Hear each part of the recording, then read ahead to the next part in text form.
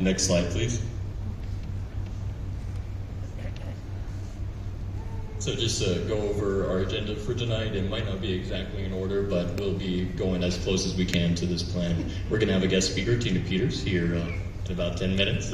We're going to be going over the Mike Lindell's Moment of Truth Summit that many of us attended last weekend and giving you an update. You sent us there to get this information, and we're here to deliver to you. We're also going to go over some of the history of the recount that many of you were there to witness in person, including Phase 0, Phase 1, and upcoming Phase 2. Finally, we're going to talk about how you can assist us and continue to call to action through fundraising. So to get started on item number 2, let's go ahead into the Mike Lindell's Moment of Truth Summit. So we had several of our team members here today attend that, and one who isn't able to be here today, he's attending another conference in Texas. He's our number one networker, David Winnie. He is everywhere all across the state of Colorado and now all across the country, networking and promoting the work that we're doing here in Colorado for election integrity. So wow. he sends his love. Unfortunately, he's not able to be here with us, but 3 of our members who were able to be there had an amazing time. We met so many different people, and so let's go ahead to next 2 slides. One more. Thank you. Lindsay, would you start us out with some of your takeaways, highlights, and experience getting there and back? I know you guys had a little bit of a fun adventure with that.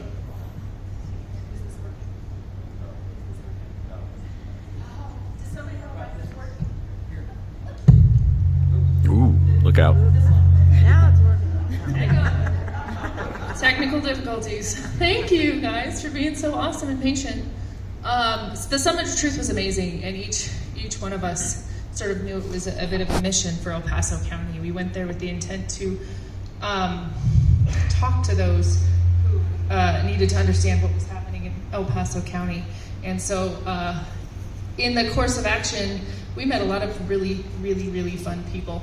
And the one thing that I really would like to let everybody know is that everybody that was there from all 50 states, everybody has the same problem. It may be in a different way, it may present itself in a totally different manner, but everybody has the same problem. Voter fraud is in all 50 states. So even Florida, I had a gentleman come up to me and say, would you believe it's happening in Florida? You know, the great Ron DeSantis, so on and so forth. Guys, it's everywhere. It's not just one state, it's not Colorado. And I met quite a few candidates along with ourselves whose primaries had been stolen. And not just, it's not isolated to just us, and it's not even isolated to candidates who are America First candidates, but even one that was Trump endorsed and his primary was stolen. And so this is an epidemic of sorts all over the United States, and be encouraged because when you get all of us in a room, you can only imagine what happens when all of us are in a room. So it was incredible. There were some patriots on patriots on patriots on patriots, and we met some incredible people, and I'll let others share about the fantastic patriots that we met. But I know Steve Bannon was a house favorite. I think each one of us had an opportunity to meet and talk with Mr. Bannon, and that was, he's a very kind gentleman, and he said specifically that it is his joy to talk to and to meet all of the patriots up there. We did some great interviews. We kind of popcorned all over the place. I know Linda and I did an interview together, and then Rayanne and Linda did an interview together, and then David did an interview, and we were everywhere. We worked our butts off because we wanted the nation to hear what was happening in Colorado, and we had quite a few individuals who told us Colorado is the tip of the spear. They know what's happening in Colorado. They see it. You know, El Paso County is working their butts off. You guys are part of that, and we are the tip of the spear. So be encouraged. It was really a lot of fun. As you can see there, we had the largest contingency. So you see the picture of everybody there right in the middle? All those funny patriots right in the middle? So we had close to 50 patriots in Colorado who were all together. We had the largest, yes, you should because no other state had such great representation of patriots who had been working so hard and for so long. We had people come, there were people from Hawaii that flew in. Oh, and I want to tell you about the postal lady. Okay, so she's from Boston. Hang on, I don't know where that's, I have to be angled this way. Okay, So there's a lady, she's from Boston, she's running for Congress, and she was up on the stage and she was talking, and she was a specific to the postal office. She's a big wig in the postal office, and she was talking about how they were using voter fraud through their postal service, and she had identified a specific way. They had used those little return address cards, and they used the voter rolls of the return address cards to harvest ballots, and they were filtering it through the post office in that particular way in Boston. And I hope I'm quoting her correctly because she was incredible. But she is talking about that specifically to her location. So understanding that that's not specific to just her. It's probably specific to every single state, because we all know what happens with mail-in ballots, right? She was just identifying, because she had been in the mix in that particular post office, what was happening there. And so the evidence that they brought forward in each state was really incredible, because it was unique, but it all weaves together. If you can get kind of the picture and the plan, you can see all of the mechanisms that they use to take a vote from us. So you're welcome.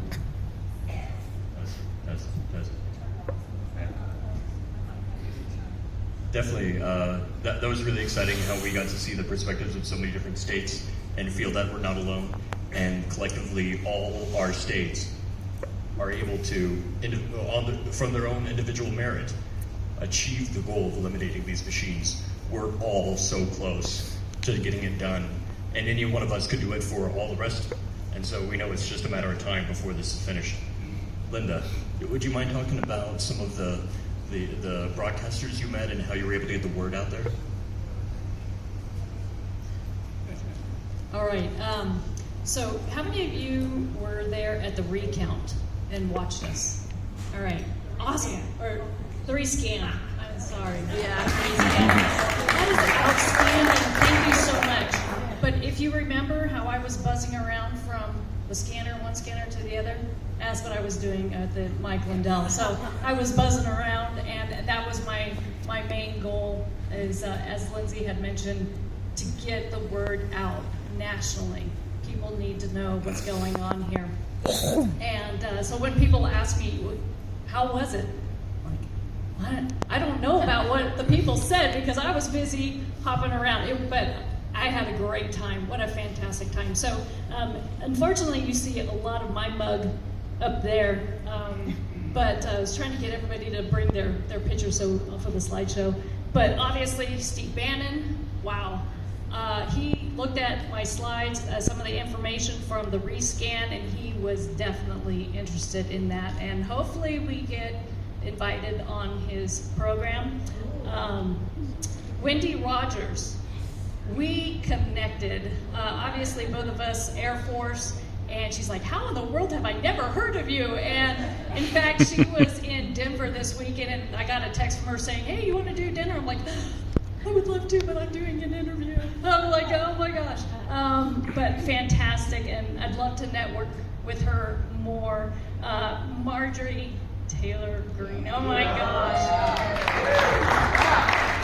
Yeah, I was able to talk with her for about 8 minutes, and when she, in learning about me, it was also, what can I do for you? And she's like, we exchanged information, and I'm looking forward to hearing from her as to connecting and maybe doing some work out there in DC.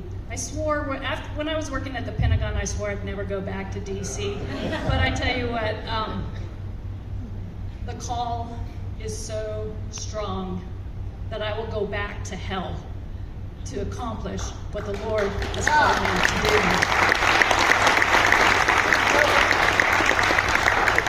And Mike Lindell, I've met him before. What a fantastic man and patriot, and all the things that he has done for this country, the cause.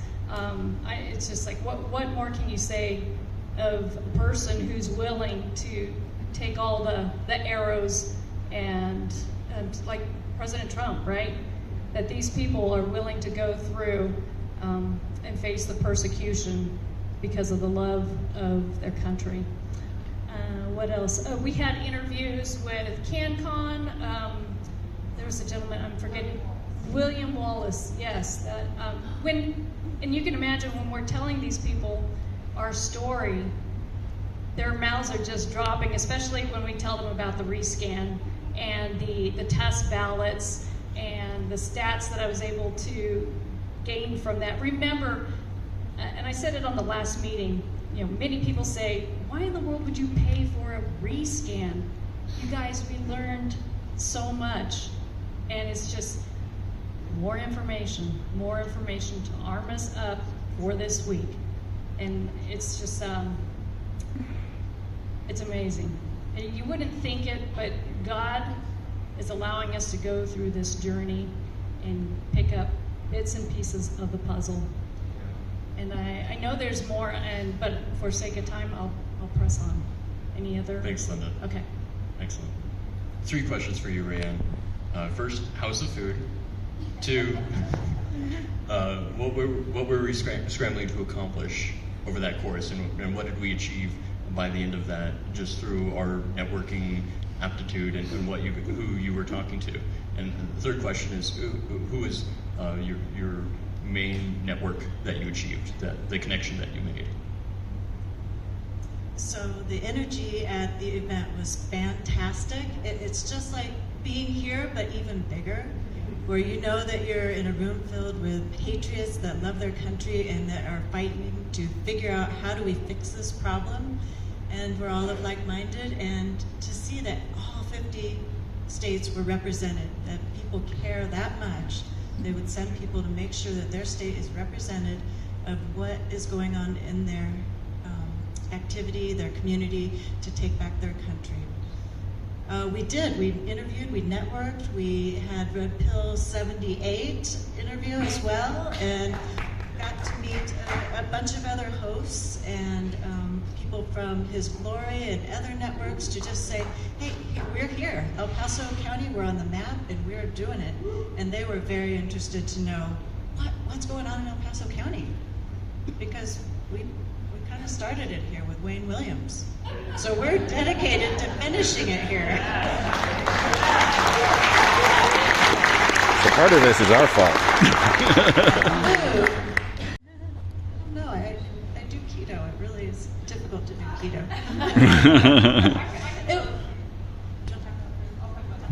Okay, so Mike Lindell made a statement at the beginning of the weekend. He said, nobody will go hungry. There is never-ending food.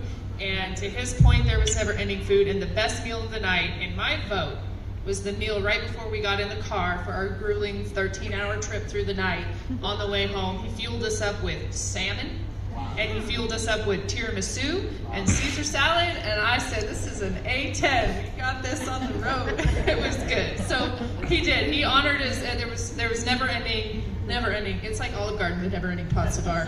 But it was Mike Lindell's never-ending food bar. It was fabulous. There he is. And when we tried to check out, he paid for all of our rooms. So, Whoa. Mike Lindell.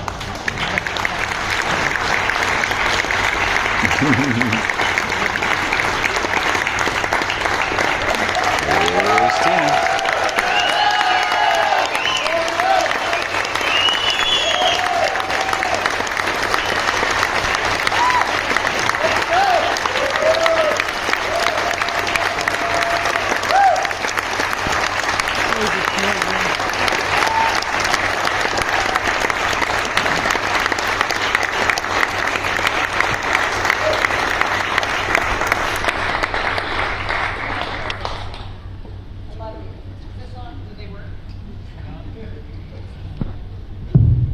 There we go. I love you guys. I always get such a warm welcome here. You're the most amazing people. You make this so worth it. Thank you. Thanks so much for coming, Tina. That's just in time. I have a couple of questions for you, but the first one is, you're used to the spotlight. You've been on stage for the last year. You're one of our shining stars in election integrity, not only in Colorado, but all across the country, especially with this election code movie that was released this last weekend and premiered at the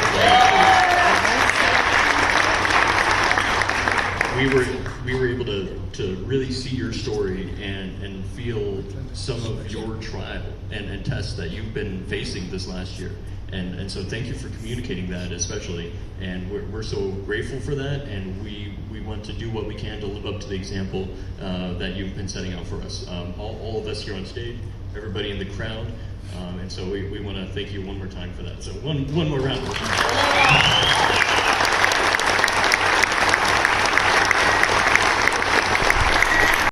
You're not alone, and you're on the stage now with 5 other candidates. We're missing one more who's in Texas. 4 other candidates. I'll introduce you in a second, Dave. And how does it feel to have other candidates come and join you shoulder to shoulder in this fight? And so you're still on the front line, but you're not alone on the front line. How does that feel? Interesting. I was talking to patriots all over the country on the way down here and for an interview with the Tea Party Patriots. And this is going on all over this country. Yeah, and they're talking to me about what happened in DeKalb County, Georgia. About many of you have probably heard about it when they hand counted the ballots. It was actually the loser was the winner, and so that's what we're looking for with the help of these fine attorneys to go ahead and prove once and for all these machines are fraudulent. And this recount is actually going to do that. So pray for our judges. Make sure that they are, God put them in that place, and they will be accountable to that. They will be accountable to that position that they have been they've been put into. And I would hate for them to defy the living God, right? This is still a country, in God we trust. This is still a country based on godly principles. And so, we have to keep the faith. But there were other candidates, and it's good to see. And I told them, they said, what can we do? And I said, contact your sheriff, ask for a recount, do what we're doing here. And I think, that you guys are a model for the whole country. And I'm very proud of you guys, too.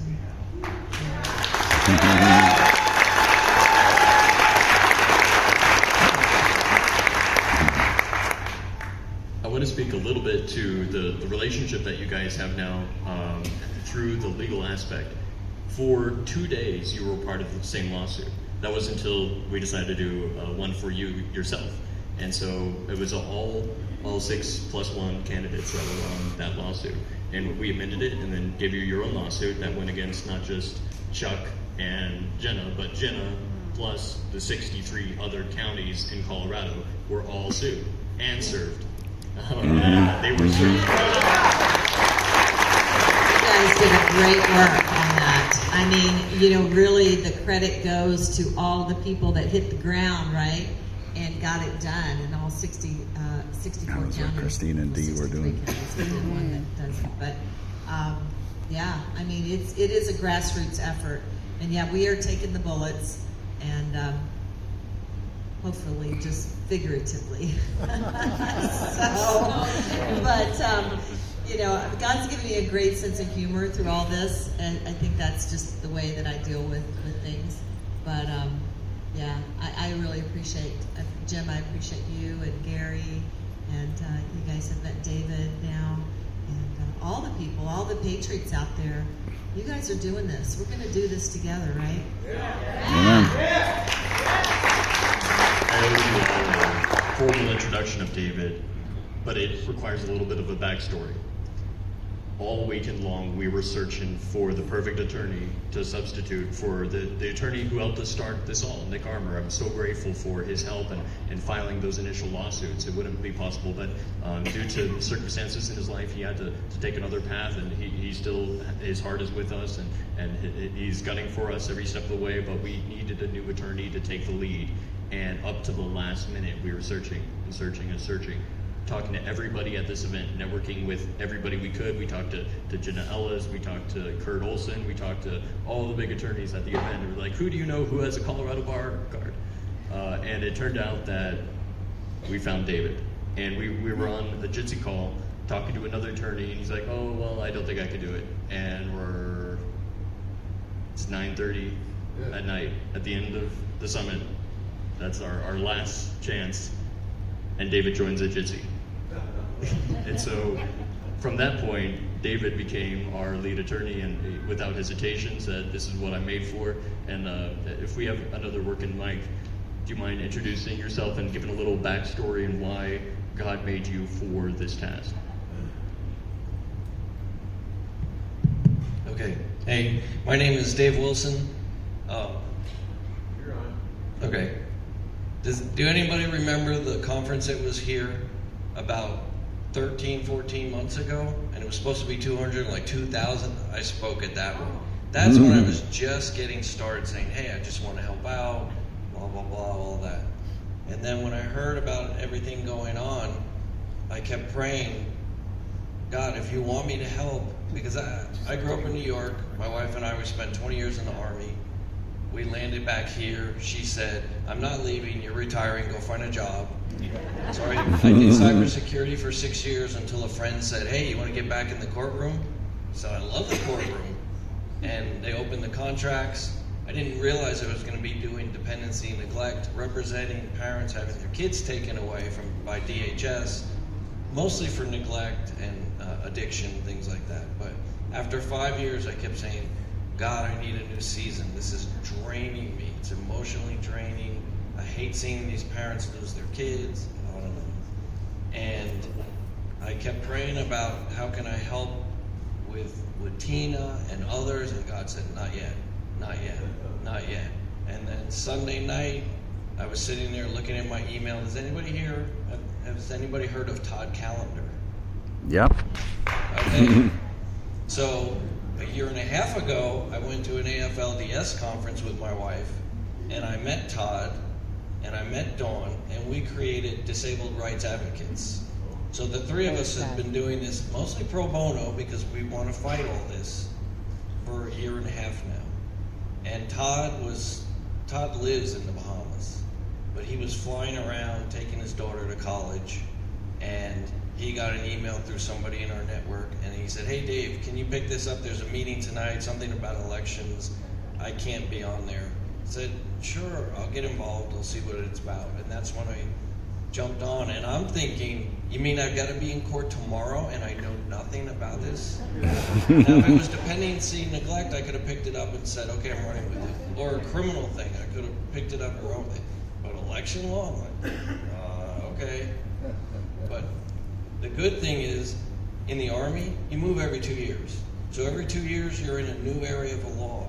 So you learn very quickly. I better get up to speed very quickly because I'm only here 2 years and I have to be the expert and then move on. So. Tell your other background with JAG and with cyber. Oh, so while in the Army, I started looking, about 10 years out, I started looking at the writing on the wall. If you follow the typical, how many veterans? Probably most of them.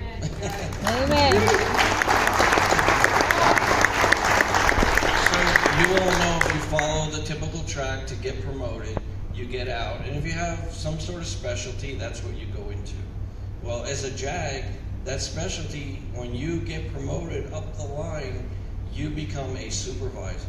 You don't practice law anymore. You're supervising all the other attorneys. And I talked to a bunch of people who had retired or gotten out.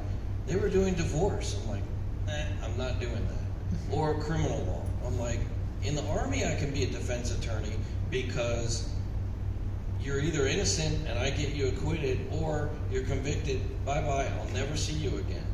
But here in town, it's, okay, you're back again? What did you do this time? So it gets old. So I said, technology, wave of the future. I worked at Army Space, and then the Army sent me, I got a master's in intellectual property and information technology, and then on to NSA. And I worked for General Hayden, and then I worked for General Alexander, and helped stand up Cybercom. And then I came back here, back to Army Space, and helped stand up Army Cyber. I have to tell you, at the time, I was in his office a lot, and I thought General Hayden was a great guy. Obviously, my opinion has changed a little bit, but at the time. And the one thing that struck me when I was there is I heard the civilians say, hey, you know what, you military, you come in, you want to change things, you want to do things this way and that way. We just wait till you leave because we're really in charge. We're here forever. You'll be gone. I'm like, what are they talking about? I thought we're all on the same team. We're all doing this together. So had my eyes open. So I do have a background in cybersecurity and the legal aspects. Off the cuff. Improvising with us, we're winging it, and I think it's turned out great so far. So, Peter, I wanted to ask you a question because you were sitting at home with the best view of all of us there, watching the live stream of the entire event, picking up all the details that we were missing, and probably seeing my head bob up and down from time to time. So, I wanted to ask you from your perspective, from the live stream perspective, what did you learn? So, let me ask, how many of you all were able to watch the live stream on Frank's speech? Oh, that's awesome. And guys, if you haven't had an opportunity, go watch it. It's all posted. So the information is fantastic. So yeah, once we established that we had the better looking A-team actually going and representing us, we had the hummingbird, as I called her when we were in the counting room. I decided, we've been asking you guys for a lot of money, and I could do other things with the money and donate that to our cause. So I decided to watch the live stream. I had, well, not willing company. You would have preferred to have been there. I know that, but the live stream was great because you had the opportunity. I think on the screen it was actually bigger than being there in person. Mike Lindell's head was like a beach ball on the screen, but it was an interesting perspective. I was able to rewind some things even and play them back a little bit when we had DVR kind of action going. So it was really interesting from that perspective, able to record some things, able to really take notes. And again, having been to a bunch of these events in the past and knowing when you're there and you're trying to make the connections and you're trying to find a new attorney or get some media set up and etc., you don't have time to necessarily sit and listen, as the lady said, to everything that's going on. I did see you guys up walking around. I did see your head bouncing around every once in a while. So, I would mention them. Just saw you walking past. But it was a different perspective, I think, because you were really able to focus. And I did. I spent 2 days just literally parked on the couch in front of the TV, watching and recording. And as was already mentioned here, guys, every state has got the same challenges, the same things.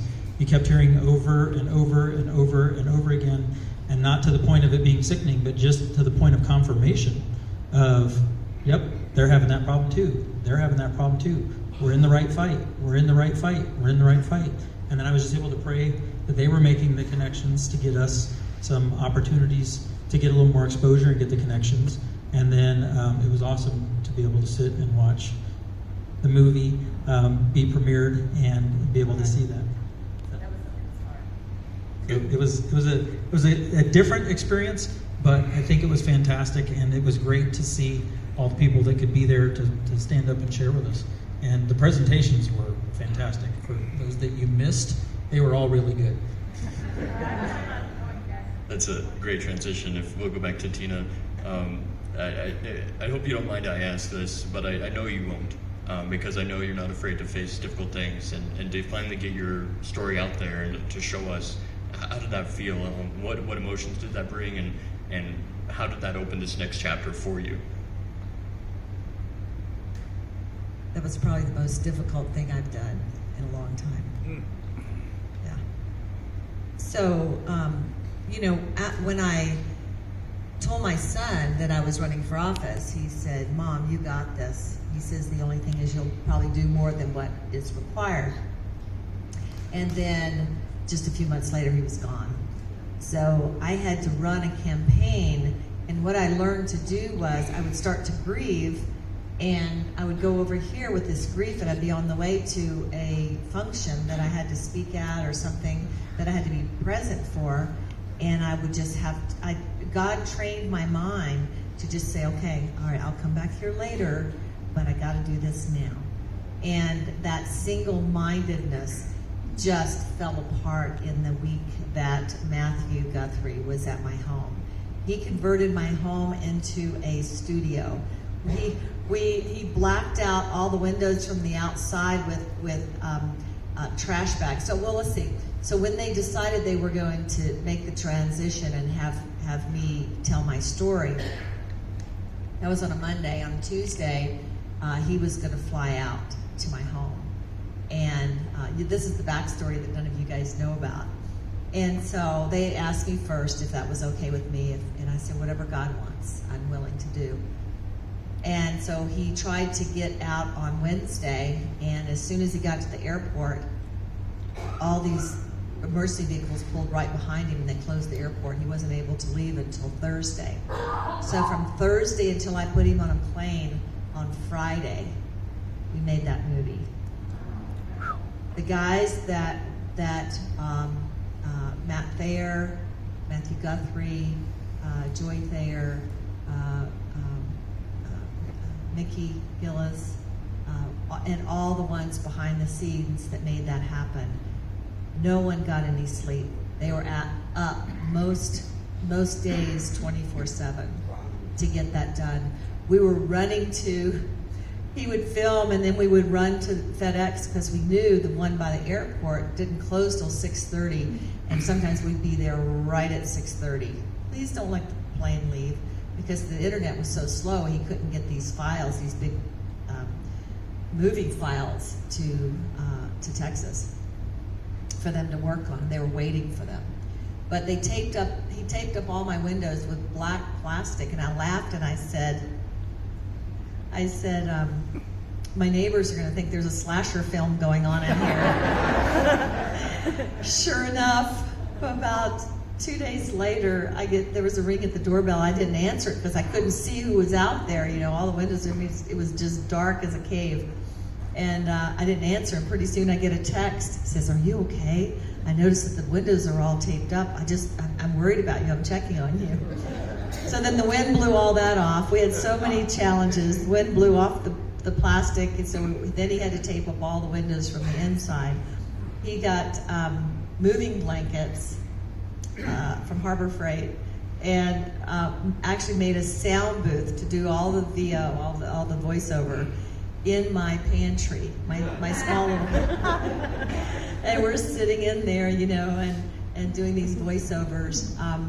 Whatever could happen happened, but it was very difficult because I had that part when I talk about the box and those things I've had to not face. Yeah, and it's still affecting me. And making that movie is still affecting me. Last night we were at a veterans event for veterans that are in danger of committing suicide. We were at a benefit, and it was difficult. They had all of us Gold Star moms up there, and then we stood on stage, and it's pretty raw. So making this movie really did rip off in a big way some Band-Aids, and yeah. So it was a we have to stay in this fight, no matter what it cost us. And this is serious. It's very serious, and my son and many of you and your children and your ancestors gave their lives to fight for this country, to give us the freedoms that so many people take for granted, and we've got to fight. This is a fight, and we've got to protect it. So that's the backstory. Not many people know that yet, but it was an incredible experience. When I was whisked away after the symposium a little over a year ago, so it's been a year and a half since I did the image, and then of course all hell broke loose in August of last year at Mike Lindell's symposium, and they flew me to Texas to protect me, and it was a good thing they did because as many of you know, they literally broke into my hotel room.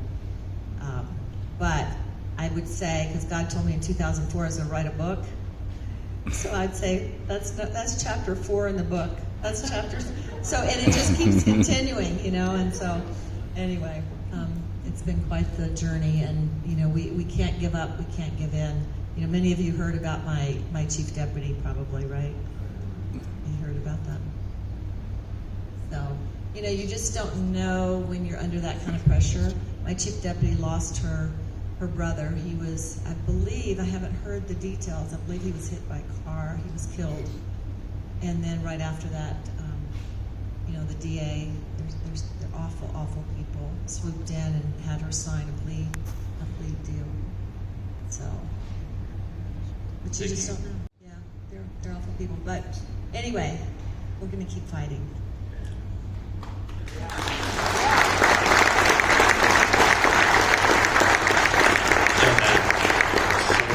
At that event. I'm really hoping there's a selection code 2.0 next year. If you have more energy, I know you were up every single day for months trying to get that done, and so hopefully we could do something next year as well, because I want to go to Missouri again or some other part of the country and meet with Patriots again, hear more updates from everybody. And some of the highlights that I took away from that event were the introduction of one of my old friends, old isn't the last year and a half in this election integrity fight. His name is Zach Payne, the Red Pill, and so I love talking to him and meeting him face to face for the first time, because we've been texting for a long time. And he's the only news I watch, so little plug for Red Pill 78. I also got to meet Jovan, who I love watching Cut the Crap. I don't consider that news, but more analysis maybe. And then ultimately, the key network that I made, and it's paying off right today, we got the fruit of that, and I'm super grateful for it, is Clint Curtis, the Democrat. Yeah. So Clint Curtis is the one who originally programmed the machines on how to cheat. He didn't realize they were going to be used for that, but he was like, this is how it would be done if somebody were dumb enough to do it. Apparently there's a lot of people, especially in Colorado, who are dumb enough to cheat using those machines. So, sorry Clint, you were wrong, but now he's trying to clean up the mess that he accidentally helped create 20 years ago. And as a non-Republican, as a libertarian, it feels good to have a fellow non-Republican in this election integrity fight as well, because it's all people coming together to get rid of the uniparty, and the uniparty is that entity which continues to be elected with the machines. And so I'm really grateful for the opportunity to join with other non-uniparty people in that fight, and also with the Democrat. I'm really grateful for that, because it shows that bipartisan nature. In fact, my voice is dead today because I was at the county fair handing out constitutions for the Libertarian Party of Pueblo County, which I'm the chairman of. So this is truly people from all walks of life, from all political philosophies coming together to fight for election integrity, because libertarians are used to losing. We always lose. I didn't realize it wasn't a fair fight, though. And so that's why I'm in this fight, to make sure that next time I lose an election, I lose it fair and square. Getting back to the event, though, yeah, super grateful, and hopefully we'll be seeing more of Clint in Colorado. All right, next slide, please.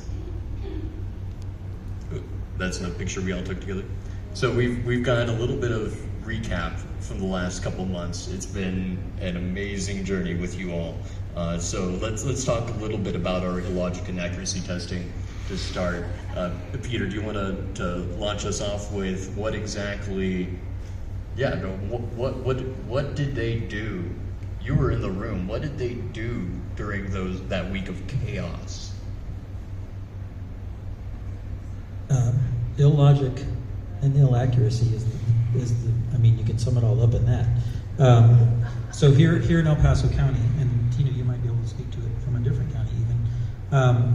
They took 4,216 machine-made test ballots, ran them through. Now, the El Paso County Clerk and Recorder's Office was very benevolent about this. They told us, hey, we're only required to do a random number of machines, but because we're so super awesome, we're going to do all of them. So we said, okay, so there's 7 machines, great. 4,216 test ballots. They ran them through the first scanner and tabulator, and 53% of them, 2,266, were flagged for adjudication. So to give you some perspective, when they used now this is the exact same test deck they used right before the primary, when they did the illogic test right before the primary to get the machines ready. They used this exact same test deck, 4,216 ballots. They had an average of 6 ballots going for adjudication. And adjudication means that a human has to look at the image and decide what the voter intent was. So we went from having an average of 6 to 2,266 per batch, 53% of them getting called out for adjudication. So that threw everything into a tailspin. They told us they were anticipating it would be like maybe 3 times that. I looked back at my notes today, and they were expecting 18 to 20 ballots to go to adjudication when they rescanned them for this test that we were doing for the recount. So 2,266 threw them into a total chaos. They didn't know what to do. They talked through a number of different scenarios with us in the room and said, we may have to cut the deck down, we may do this, we may do that, blah, blah, blah.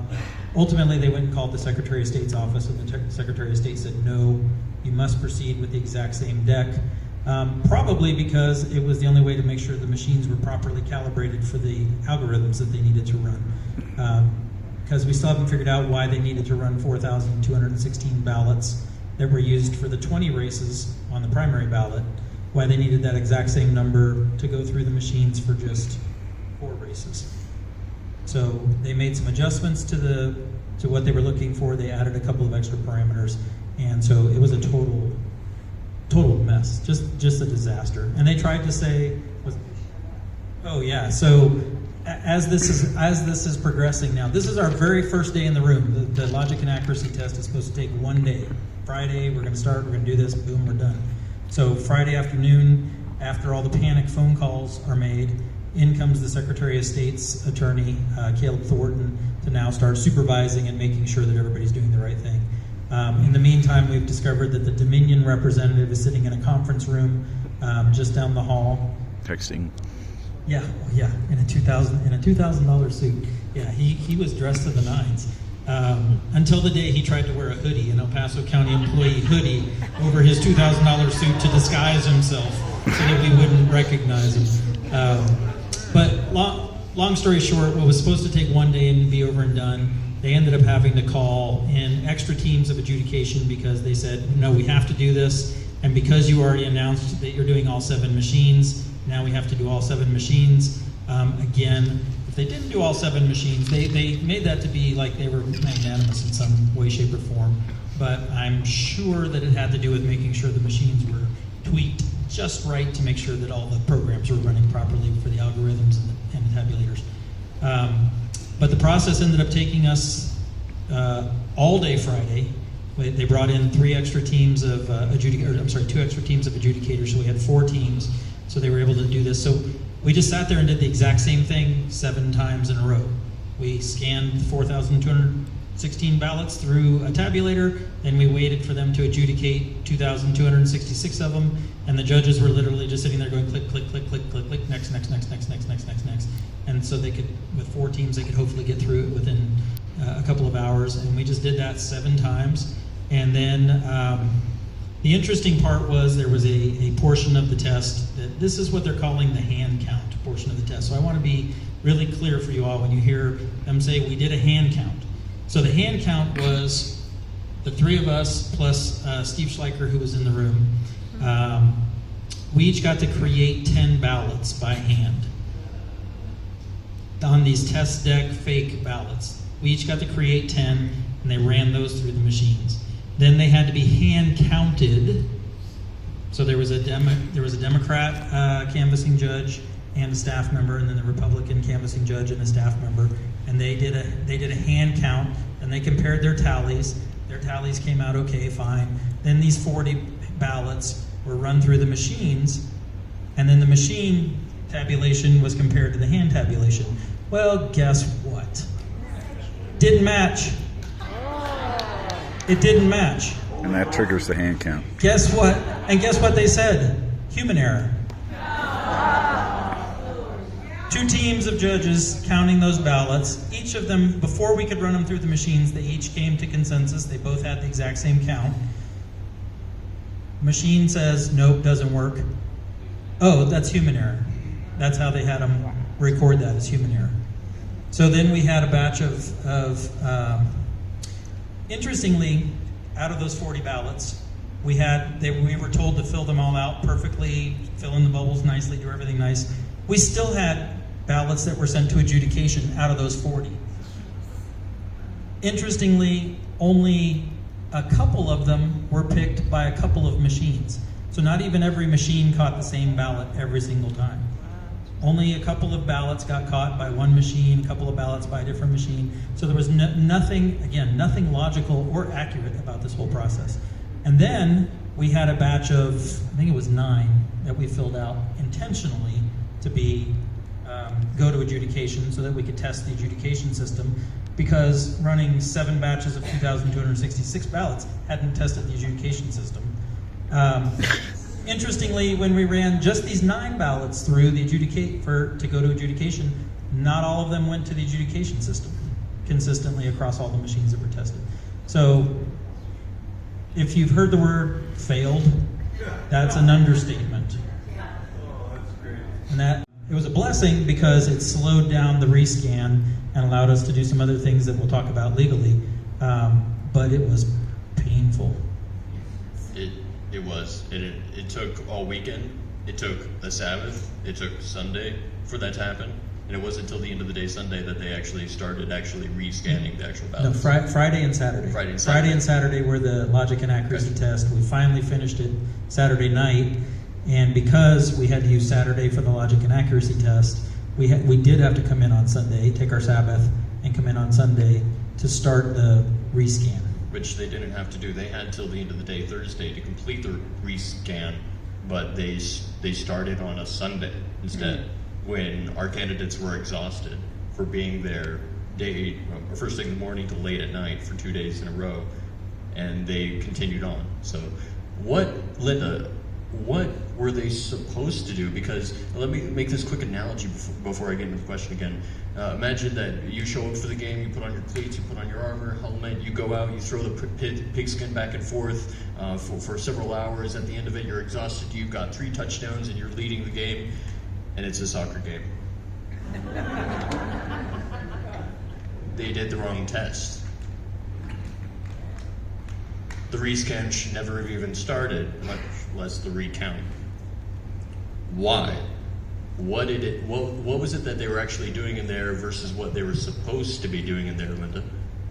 Well, according to Colorado Revised Statute, in Title 1, dealing with elections, 1-10.5-102, 3A, they were supposed to conduct a comparison of the machine count of the ballots to the corresponding manual count of the voter verified records.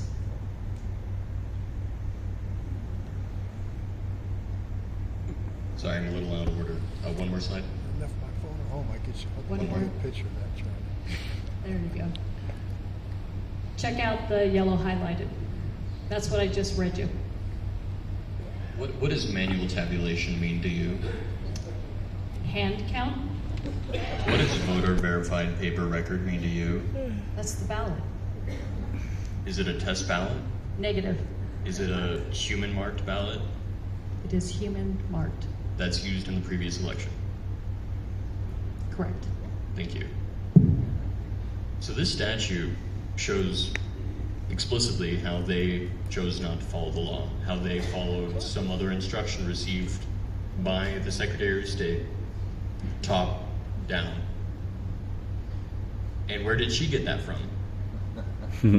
A state actor, Dominion Voting Systems.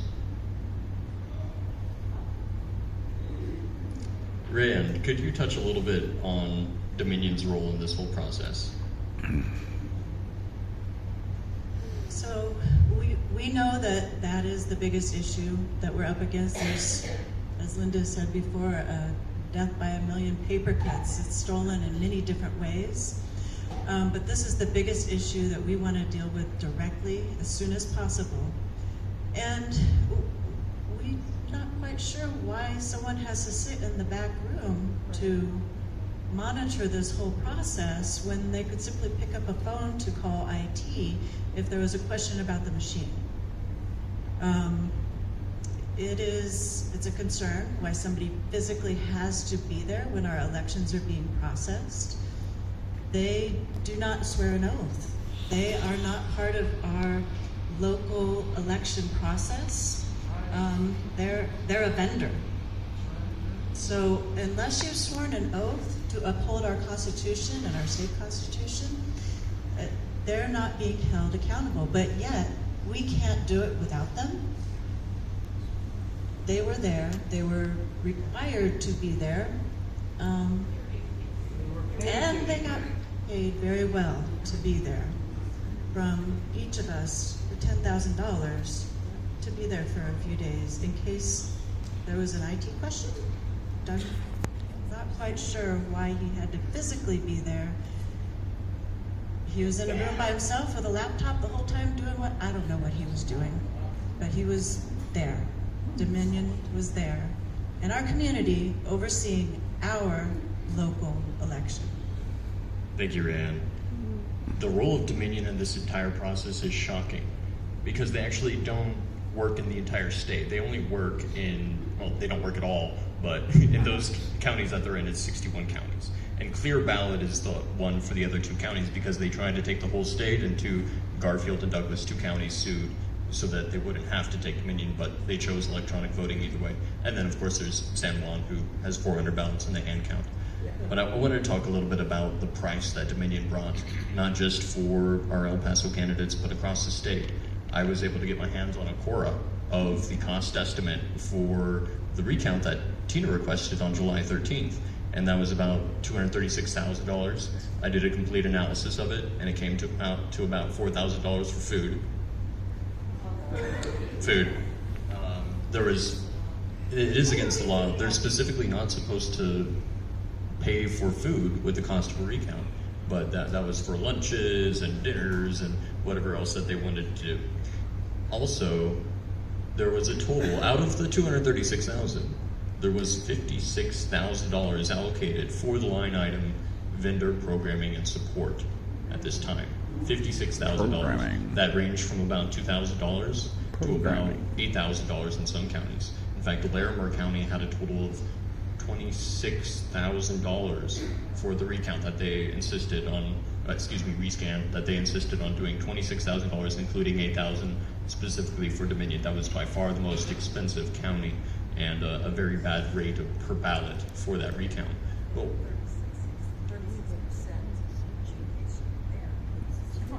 Larimer was a mess. We're hearing 36% adjudication.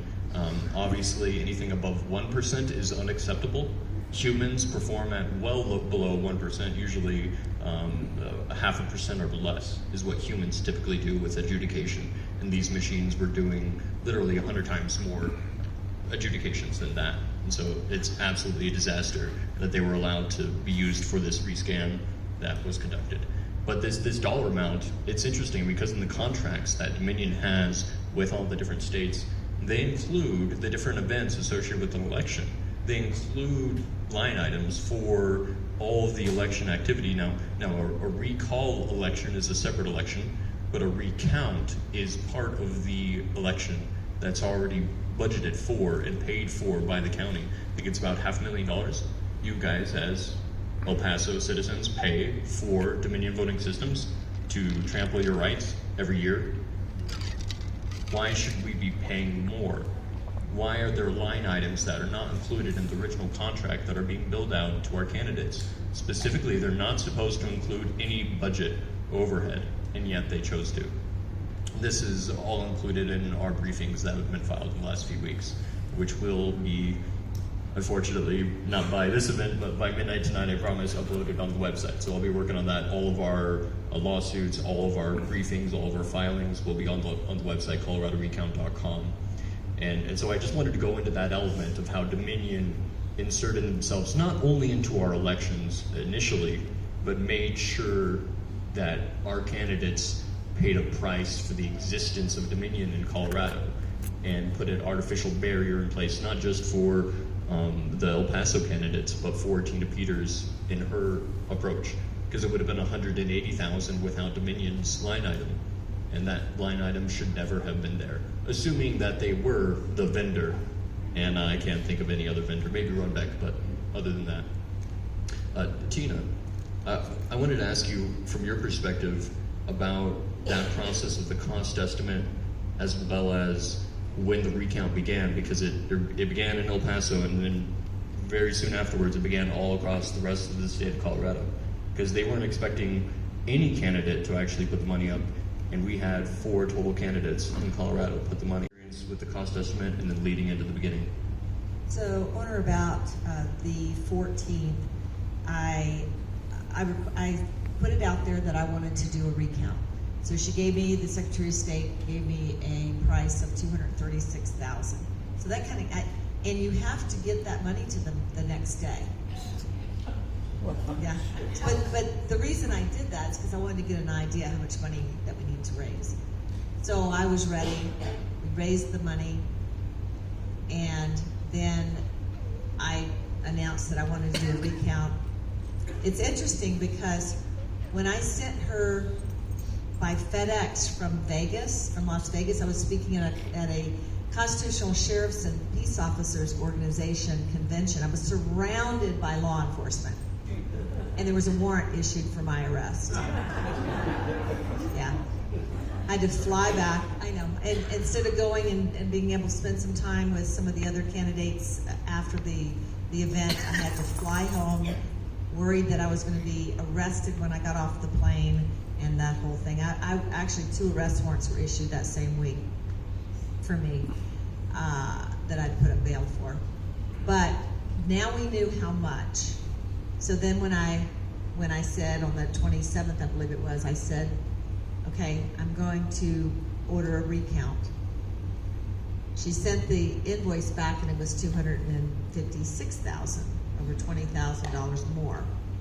Didn't get an itemized bill on how, well, they said cost had gone up. I think that was their comment. Yeah, in a week, a little over a week. Well, thanks to, right, the Biden economy. So that was, but because the kind people in Colorado and all of the country, and obviously some of you, were so generous that I did have enough to meet that $256,000.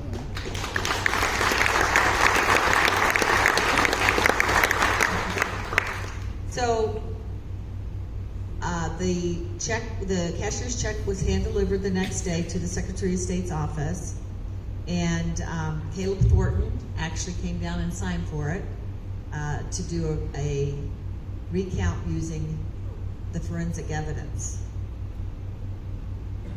So, and I consider the forensic evidence the ballots. That night at 8:03, they announced they were going to start the recount the next morning at 8. That left less than 12 hours to get, for 64 counties, to get watchers in place, and they tried from the very beginning to push this thing through. And like was mentioned, they did not do it according to the law. They did a logic and accuracy test. And even if they had done a logic and accuracy test, by law, by statute, you have to post to the public that you're going to do a logic and accuracy test 7 days before that test occurs, so that the public can show up. We post ours at the courthouse. So they didn't follow anything, not even for the logic and accuracy test. But the test that was supposed to be done was to randomly select those Dominion machines. Like in Mesa County, we have 4. So maybe pick 1 and 3. And then take those ballots that ran through 1 and 3 and hand count them. They did not do that, and that's why we have standing. Thank you, Tina.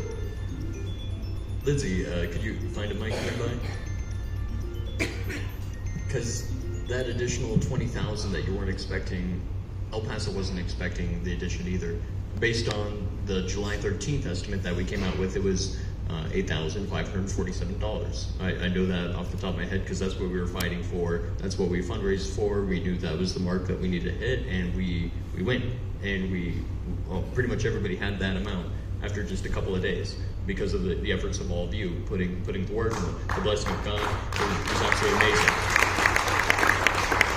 So we take the checks, several of them into El Paso, several of them to Denver and to the Secretary of State's office, and we deposit those checks and we get receipts, and some of them are rejected because the dollar amount for the estimate was actually more than $10,000 higher than we expected. We expected that $8,547 that 2 weeks earlier they had said it would cost to do, but they decided to put an artificial barrier of an additional 10,000 plus in there, that 10,000 being vendor programming and support.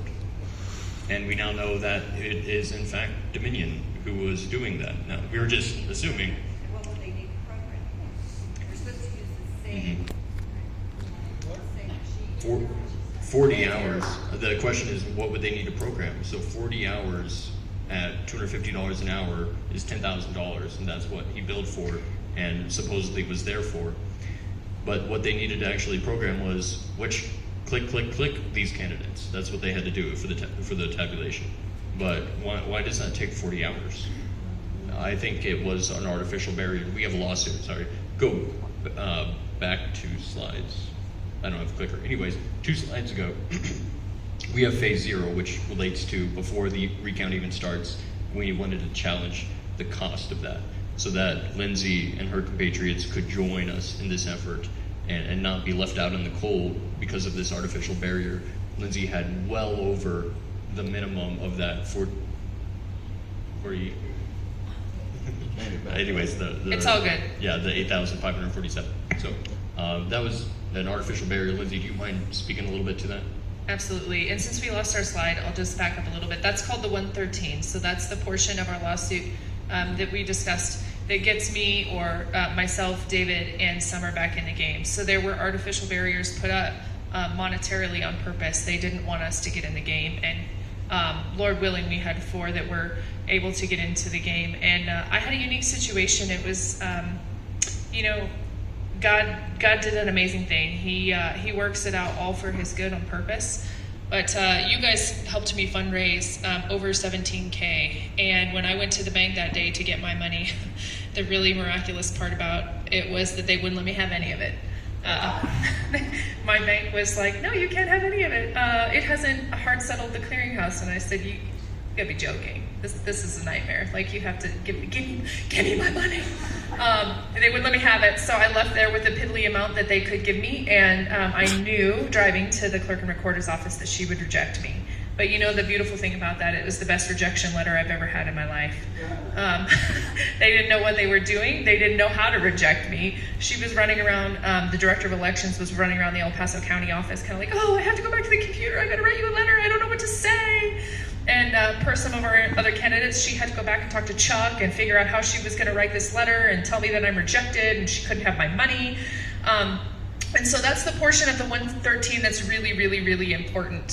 So if we can get the court to work in our favor and to say that this vendor, this $10,000 is unconstitutional, it's illegal, and it's an extortionist charge, and give us an actual recount, I'm back in the game, because all that money that you guys donated to me is still in my account, and it is still waiting, because I want to get back in the game and prove that El Paso County is not the gold standard. Woo! Yes. Technically, a legal recount hasn't even started yet. That's correct. You still have plenty of opportunity. Yeah, it was an illegal scan as well. Yes, we all requested via paper, and it's on record. And hopefully Jim will put this up on Collaborative Recount as well. But every single candidate here requested a hand recount per statute, what we wanted, and they did nothing. El Paso County did nothing by the law, they did nothing by the books, and they did nothing that we asked. So understand that those are the 3 main points. They did nothing by the law, they did nothing we asked, and they did nothing right. And the Secretary of State interfered in a rescan that we never asked for, number 1. And the clerk and recorder and the canvas boards were the ones that were supposed to run this. Am I correct? Absolutely. They were terrified of our request for recount. So what they did is, in our response to the letters for the estimate, they said, well, we could do a rescan for you for free. They wanted a rescan so badly. And so they did a rescan in place of the recount that was actually paid for, because they were still so afraid of that recount. Tina, could you tell me a little bit about that letter that you got, and why was it so deceptive, and why didn't you fall for it?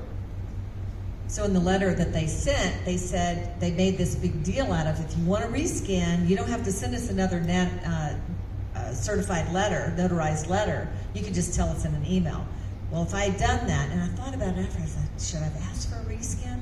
If I had done a rescan, that would have given them the permission to use the test ballots. And it's very deceptive in their paperwork that they have 103A and B, but then they have the portion for a rescan. I don't know if you can show that up there. Do you have it? So the point of it is they wanted to bait me to get me to ask for what's called a rescan. If they do a rescan, then they can use test ballots. I did not ask for a rescan. I did not ask for a rescan, so they needed to use voter verified ballots. So they're very sneaky, they're very deceptive in the way they're doing it, but the law is on our side. Thank you, Tina. And they didn't know how to do anything else, and so they went forward with it anyways, and totally messed up anyways. Dominion sent out an instruction set. Could you talk a little bit about that instruction set, Linda? All the instructions. Are you talking about the ballots? The test ballots? Sorry, I'm not tracking. So I was in Montrose during this test and the recount, and they were following these instructions. And on the front of it, it was Dominion Voting Systems Procedures for a Recount. So they were taking their instructions from Dominion, and if they ran into a problem, guess who they called or texted? Dominion. They would not give me that. We had to Quora that instruction sheet that they went through, line by line, which is very interesting. So Dominion was the one telling the clerk and that office how to conduct a recount to hide the fact that they were not doing it properly.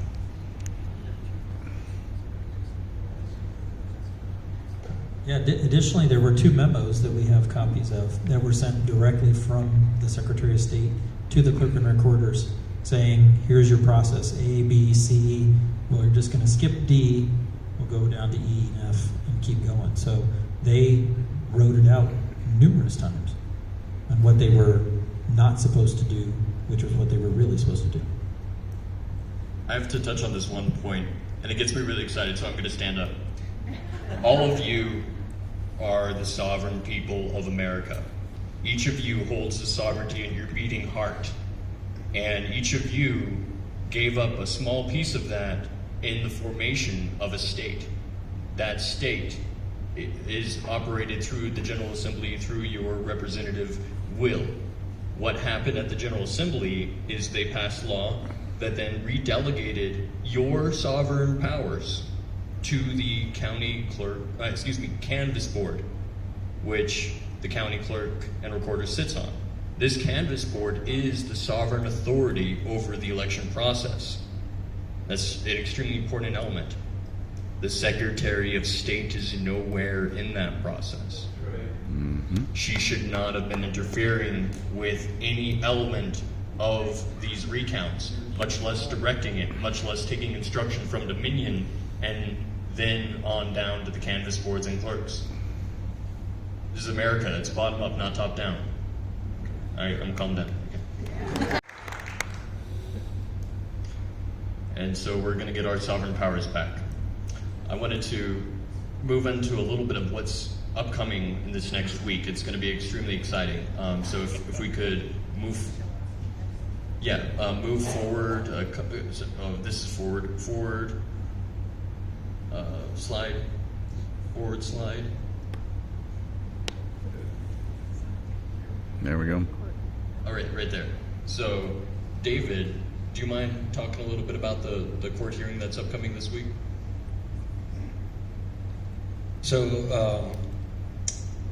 the cases are bifurcated. Tina's is actually running a week behind the El Paso County case. All of them are in Denver because the law requires you to file in Denver. So there's one judge for the El Paso County case, there's one judge for Tina Peters' case. I was brought on actually a week ago tonight for Tina's case. Gary is the attorney now for the El Paso County case. He's already filed his briefs.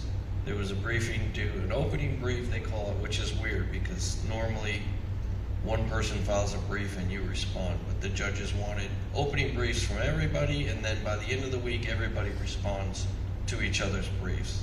Kind of odd, but Gary did that last Monday and then this last Friday. Ours is due Monday and then Thursday. This Thursday, the El Paso County case goes to court for the preliminary injunction. We're going to talk about the court's jurisdiction. They're trying to say, well, this is moot. The election's over. We did the recount. The Secretary of State certified it.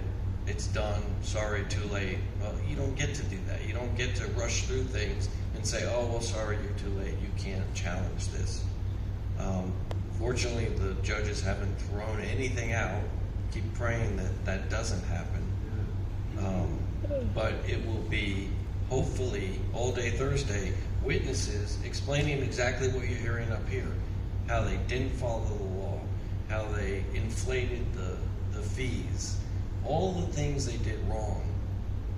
Focusing on, all we're asking is that you follow the law, and they didn't. We don't want to get bogged down into, and we're going to throw some zingers out there. Oh, well, the machines are rigged, they're cheating, but those are just kind of side, oh, well, by the way. But anyway, our focus is, and then we'll focus on what's the law.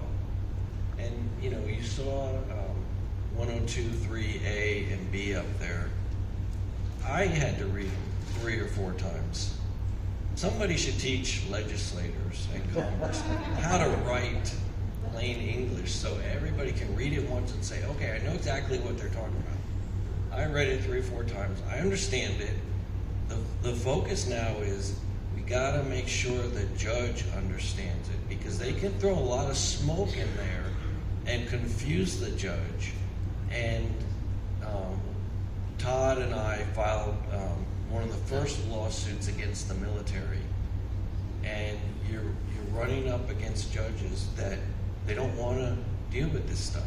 They want to dismiss, so they're looking for any reason to dismiss.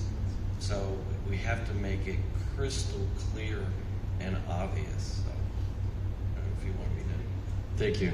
I want to talk a little bit about how you can get involved in this. So the hearing is Thursday in Denver at the center of Denver area with all the political buildings, which the address specifically of the courthouse is 1437 Bannock Street, Denver, Colorado 80202. I encourage you to carpool. Parking is a little bit difficult and rather expensive, so I encourage you to carpool, but please be there, because we're going to be determining if the preliminary injunction will be granted by the court or if essentially we get dismissed, which is appealable, by the way. We're working to see if we can secure a WebEx link. We need the permission of the court, and they haven't granted that yet. So we need to go through with asking for that.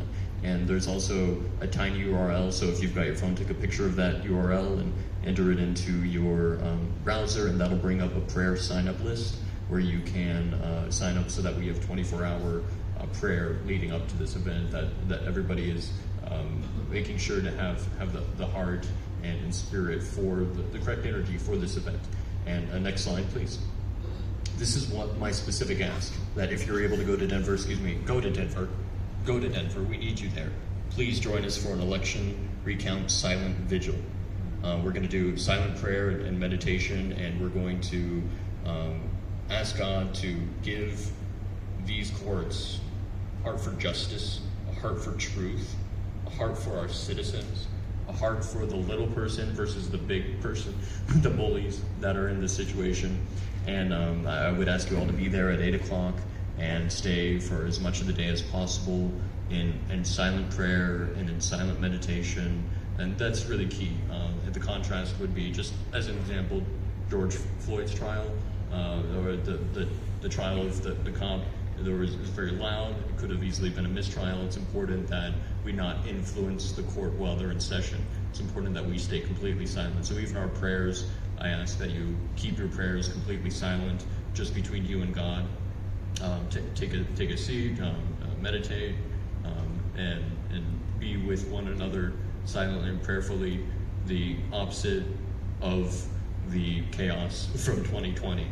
We want to display to the world how the election integrity movement is peaceful, how we are seeking a peaceful remedy for our grievances, and the manner that we're doing is assembling as candidates and bringing our grievances to the courts. We don't want any suggestion of violence or anything like that. Absolutely as peaceful as possible, as quiet as possible.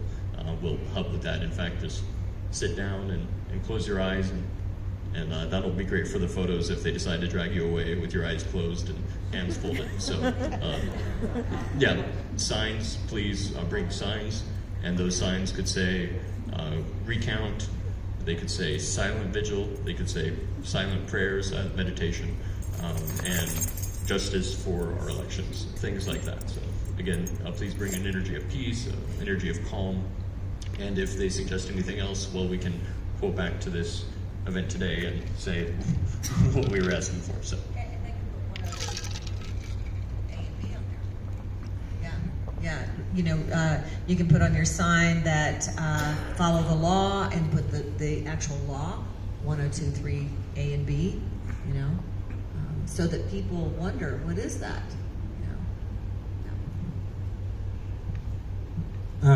Just to add to that, the reason that we're asking, and we'd like to have as many of you there as possible, the courtroom that we're going to actually be in, we've been told, is very small.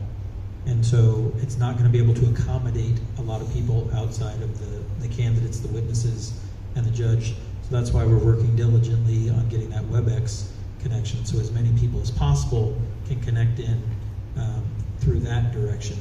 But as much as we'd love to have all of this going on in the courtroom, we've been told that the courtroom won't accommodate but a couple dozen people.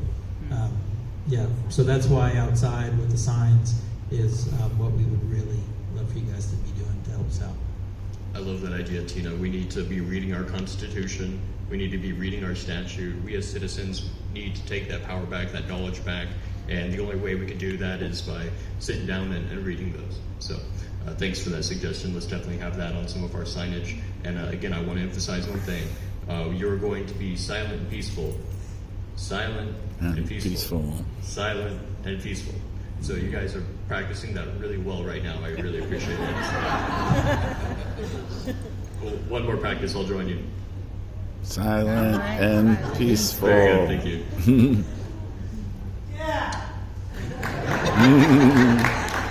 Next slide, please. Moving forward, so I've got one question for each of the candidates, and it's a yes or no question, so you could answer in the affirmative direction. You can phrase that affirmative however you'd like to, but either an affirmative or a negative. Next slide. And we'll start with Tina. Tina, do you feel damaged? Absolutely. Do I look damaged? No, not at all. Yes, definitely damaged.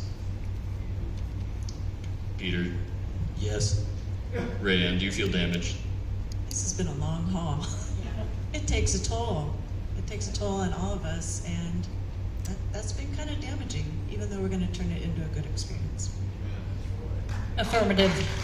Lindsay, have your civil rights been violated? Do you feel they've been damaged? I feel like my civil rights have been violated. Yes. Thank you. So what happens when civil rights are violated? People are damaged, whether that be by a state actor or a state official, in this case both. So I think we can all look forward to what happens after such events. And so we are working on phase 2. So we have phase 0, which the recount started, phase 1, which was immediately after the recount, or during and after the recount, which is our challenge of the method of recount under 109, challenge of method recount. And then phase 2, which is regardless of what happens in these other cases, regardless of the results of the recount, regardless of any of the legal elements that we have there should be something to seek remedy, to complain, so that we can assemble and complain to our government for how we've been damaged. Because it's not just our candidates on the stage that have been damaged. It's obvious they have. Every one of you have been damaged because you are the sovereigns of this great country. And you deserve the respect and the treatment due to a king, to kings and queens, and princes and princesses. And so we are going to pursue the restoration of your rights. And I appreciate all of you for helping us in that effort. Next slide. So along the lines of fundraising, it really relates to that phase 2 element as well. For the opportunity to fund phase 1, and we encourage everybody to do this to the maximum allowed by law, by campaign fundraising elements, is to contribute to the candidates themselves. Contribute to TINA. Max out your contribution limit if you haven't already. Cancel your vacation next year. Cancel Christmas. Being with Jesus is one of the things that we're free to do on Christmas that may not be afforded to us if this country continues in the same direction. So cancel all of your frivolous expenditures over the next few years and put it all into Tina and Peter and Rayanne and Linda and Lindsay and Summer and David, who are still fighting for the chance for a fair recount, because it's not just the cost of the recount that they need to pay the ongoing attorney expense and everything else related to the phase 1 lawsuits. And we're bringing in every expert that we can find, we're bringing in every attorney that we can find to make an army of the law, to uphold the law and to fight for your sovereign rights. So I would encourage everybody to please go to coloradorecount.com, find not just your favorite candidates, but all your candidates. And the best instruction for this is that wheel on your mouse. If you click it, it actually opens a link in a new tab. So you can just scroll down the page and click, click, click, and you open all the candidates' pages in new tabs. And then you go one tab to the next, max out your contribution. Next tab, max out your contribution. Next tab, et cetera, et cetera. So that's the best, most efficient way, saving you time, the easy method to max out your contributions for these brave candidates who have stuck their necks out and are willing to get up on stage and become public people. We'd much rather be private sovereigns, but being public sovereigns is our duty necessary today to make sure to get the word out and to confront these machines through the method of the hand, or recount in general, but specifically to get to a hand recount, to compare the manual tabulation of the voter verified paper records to the tabulation of the machines. That's the only way to test the machines. When the test is complete, I don't think we'll have any more machines. Yay!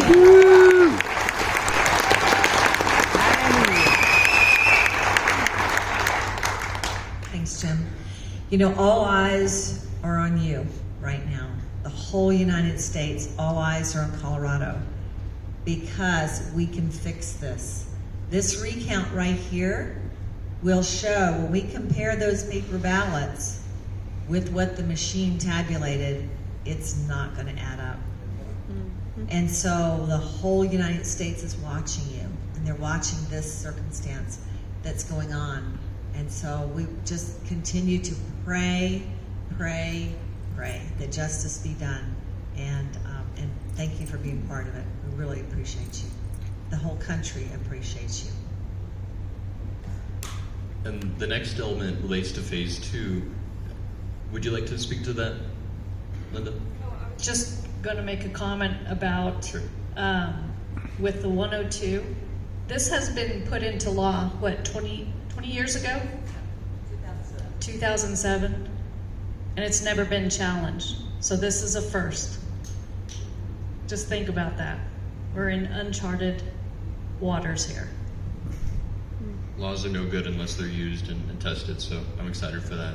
As far as the element of civil rights, the best way to fund that is through a separate direction that we're using to fund phase 1, because phase 1 is specific to getting these people into office.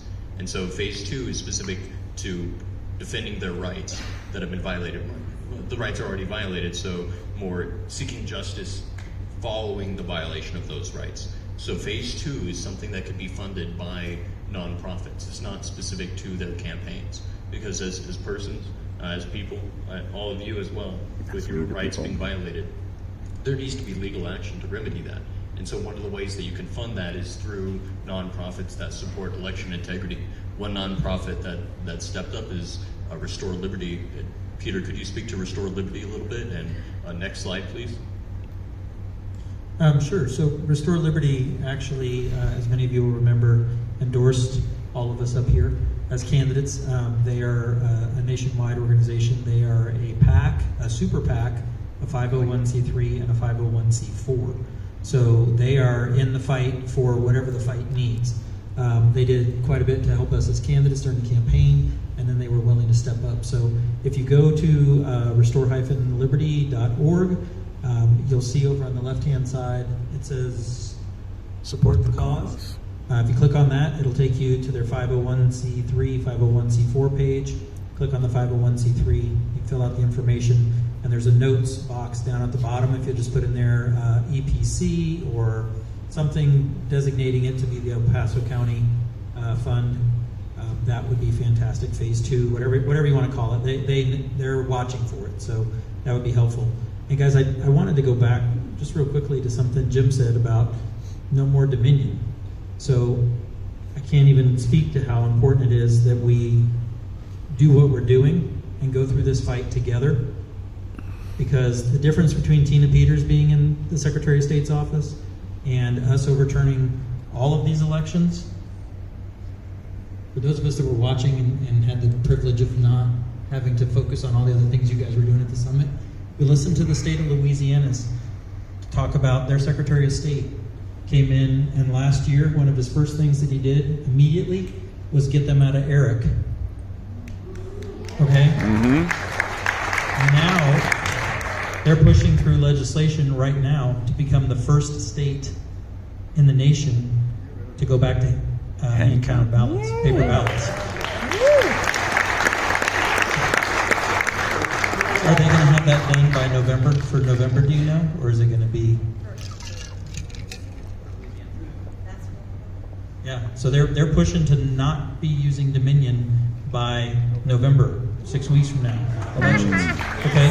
So guys, the precedent has been set, but it's important to have the right people in place to make those things happen. You need a Secretary of State, you need clerk and recorder supporting that, and you got to get rid of Kyle Clark. Anyway, different soapbox, but I want to make sure you all understand that's the target. What they're moving towards, because in a land before time, when the dinosaurs still roamed the earth, people had elections by hand. Not in my lifetime, but apparently that was something that used to be done, and it only took a day, not 3 days just to do the testing. And so they could decide to do it right up to the end and make that switch, and we could decide to do it right up at the end and make that switch, and we should be pushing for that. You guys, it's not like Louisiana's by themselves. If you don't know this, all of Western Europe and most of the developed world has gone away from electronic voting. They all used to use Dominion and all these other things, and they got away from it. They left it behind 10, 12 years ago. France just did their national elections. Guess what? Paper ballots, and they had their results within 24 hours, hand counted. Germany, Netherlands, everywhere. Okay? So we're headed in the opposite direction. Those guys have already shown us the course is not that direction. It's back to where we were.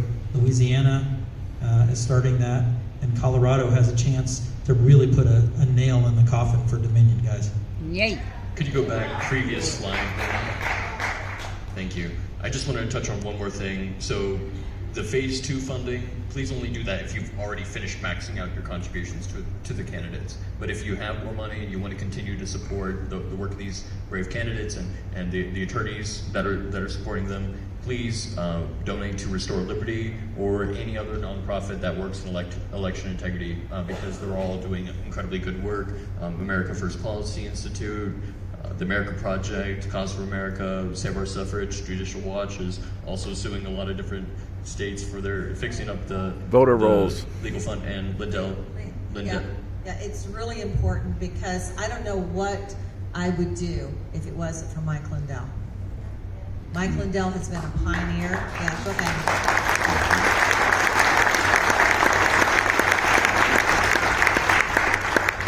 Mike Lindell has put his talent and his treasure where it counts for this country, against these machines.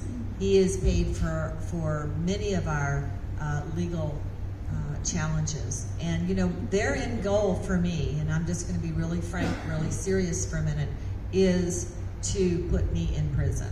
That is what they want. And they are, I've got such I can't even think of the word beyond egregious, judge that was, when my chief deputy just made a deal, he was just sorry that she didn't have to serve prison time.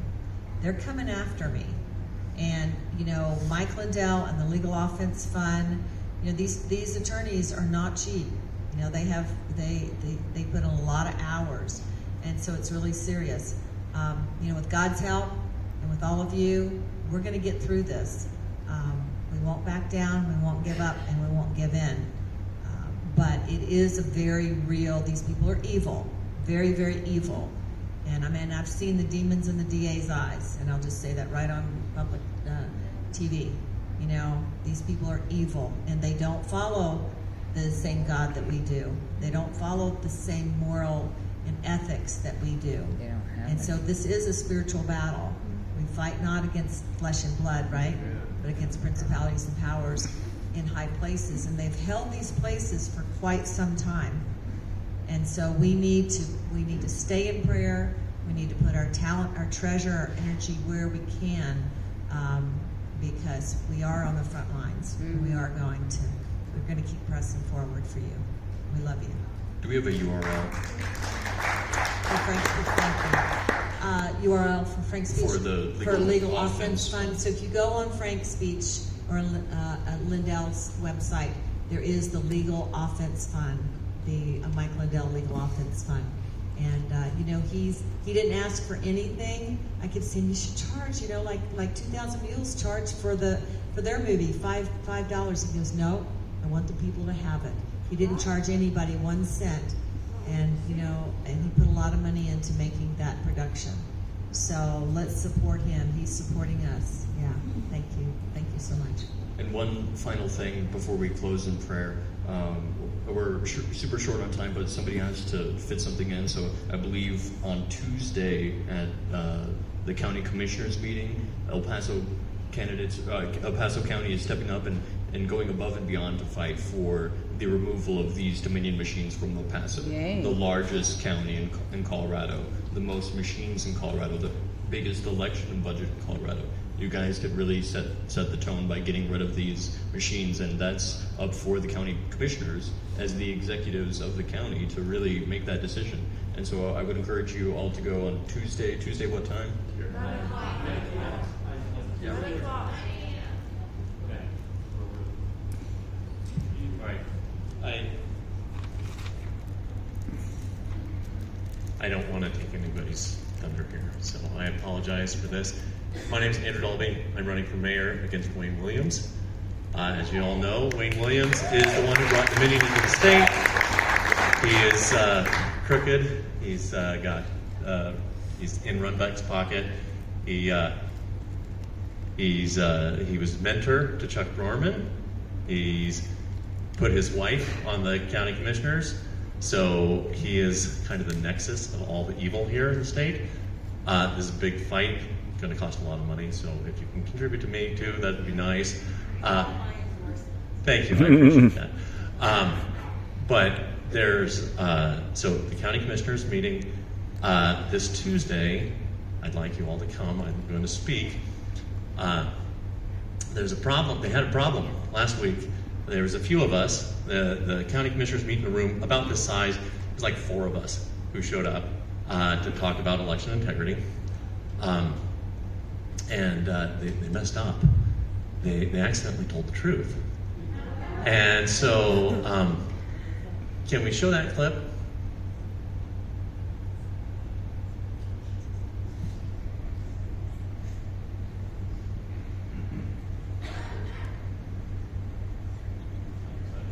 it's exciting.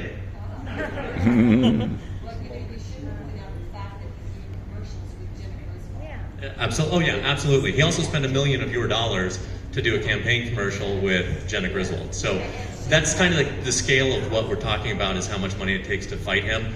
I got $50,000 of my own on this. The Lord's blessed me. I own a small business. I can manage to take the time off to run, and I can put in a fair amount, but it's going to take a lot more than what I have to go. Well, right. That's right. So when Jenna Griswold went and illegally and unconstitutionally took Tina out of her office, Wayne was the one who jumped up, ooh, call on me, and so yeah, this is who we're talking about. Well, you're also ignoring the fact that Wayne Williams is largely responsible for getting mail ballot elections statewide. Yep. And this is exactly what we're talking about. So if we get the clip, you'll see what we're talking about. And the Dominion voting systems. He was the one. It doesn't look like we're going to get the clip, Well, but here's the time. Yeah. Thank you. Okay, well, here, I've got something that needs to be said. I'll get the clip on the website. Okay. So you can go to my website, which is Dalby, D-A-L-B-Y, 4, mayor.com, and then I've written a resolution. So what happened is this, is we said, hey, we don't trust the voting systems. And so Carrie Geithner said, oh, well, my hands are tied. We'd really love to be able to have a different system, but the law says that we have to do it this way. So, it would be nice if we could go to in-person voting where you show a voter ID, but there's nothing we can do. Of course, that would be more secure than what we've got, but she admitted it. Then Stan Vanderwerf said, oh, for the record, I agree with Commissioner Geithner. So 2 of our 5 commissioners are on the record that what we have is less secure than in-person voting showing a voter ID. So I wrote a resolution and I said, here, I want you to pass a resolution that it's the position of the El Paso County Board of Commissioners. And understand that the Board of County Commissioners are the highest authority in the county. If they pass a resolution, that is the stance of El Paso County. Chuck Bromerman doesn't get to say, this is the gold standard, if the Board of County Commissioners says it's not the gold standard. Understand that this affects the lawsuit. This affects a lot of things. So, but when you go on Thursday, it's quiet and respectful. If you go on Tuesday, this is the only thing we're there for. We are not this is not about the people on the stage, because understand basic battle tactics, okay? You always, so when Julius Caesar invaded Britain, first thing he did, burned the boats. It's a great motivator if your soldiers know you win or you die. So Sun Tzu in the Art of War said, never ever cut off your enemy's escape route. Always give them an escape route. So this is their escape route. This is, come down this nice little ravine.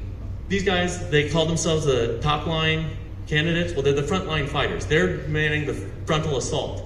Okay, yeah, if you want to see this, you can see the thing. But let me finish up what I'm saying first. They're the frontal assault. There's an ambush waiting for them. We just have to encourage them to go down the path. So what we need to do is don't scare them away. We're not going to talk about Donald Trump. We're not going to talk about Mike Lindell. We're not talking about Tina Peters or any of these people. We just want the El Paso County Commissioners to take a stance that voter ID is more secure than junk mail voting. Thank you for that. Let's watch the clip real quick. It's Tuesday morning, Centennial Hall, 9 a.m. at 200 South Cascade. Thank you. 200 South Cascade. It's been an issue that has come up multiple times. I know it's a big topic, and it's a contentious one. And so I'm not going to ignore that and say that's not true, but it is very evident to me that there are folks in our community who have very legitimate concerns. And I appreciate that you are concerned for our nation. I do have children. I am concerned, not as much on this issue, but on many of the other ones that we were saying. But I wanted to point out, because I've heard it twice today, and I just wanted to clarify something. I like to be very specific and try to be accurate when we have this conversation, because there are a lot of different ways that people use words to talk about things. So number one, we use paper ballots in El Paso County.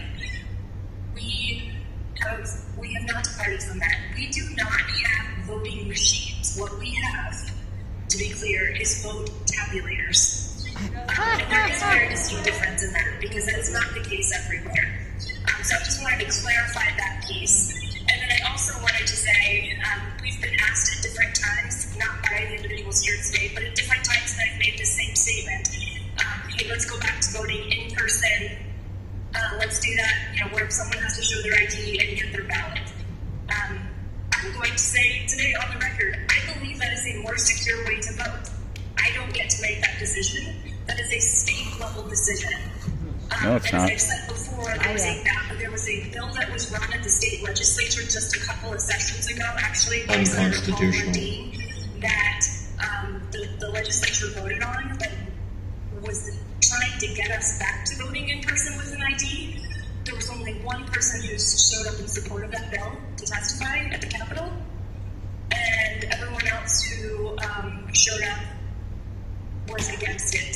So ultimately, that did not pass. And I'm not saying it's particularly All right, let's cut off these those lines. who showed up and didn't. That is not the reality of the makeup of our legislature.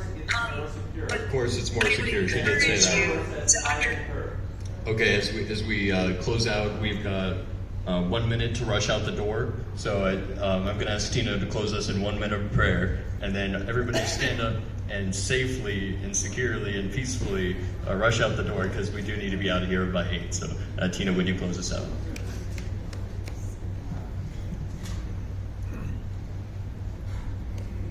Father God, I'm just so grateful to you for your body, Father, and your blood that runs through each one of us, Lord God. Father, we are your people, and we honor you above man, Lord God. Father, as we are imperfect beings, we are perfect in you, and we just thank you and praise you. Lord, we have many things that need to be done, Lord, and we know that you have the perfect plan and the perfect strategy. Father, I ask that you just fill our minds with the perfect strategies going forward, Lord. I pray for our enemies, Lord, that you would bring them down, Lord, that you would confuse their strategies, Lord, that they would hang in their own gallows, Lord, the pits that they've dug for us and the nets they've laid for us, that they would go into themselves, Lord. Father, we are your people, and we love you, and we know that this country is yours, and it was built on your principles. And Father, just even if there was 5 of us, you would still save us. And so, Father, you are a redeeming God. You've brought these people together. You continue to bring people together to unite in your name. So, Father, I just pray that as we go tonight, Lord, that you would impress upon each person their role in this, Lord, that they would take it serious, and they would know that they are born and they are here for this time to accomplish your purpose. And so, Father, I thank you. I ask you to be with each one, and in Jesus' name, just protect and guide us. Amen. Amen. Amen.